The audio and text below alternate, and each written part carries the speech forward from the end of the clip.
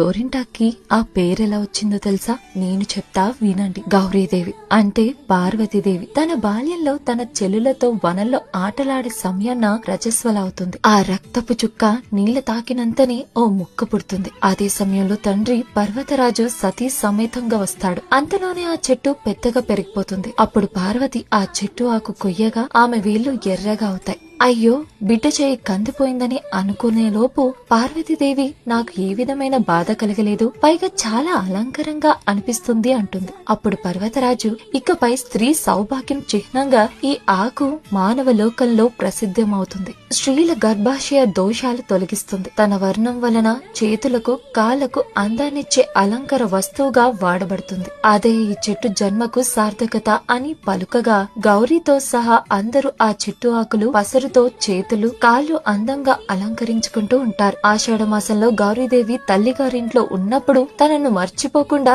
తప్పక పెట్టుకోవాలని ఆ చెట్టు కోరిందట. ఆ విధంగా గౌరీ ఇంటి ఆకు కాస్త గోరింటాకయింది.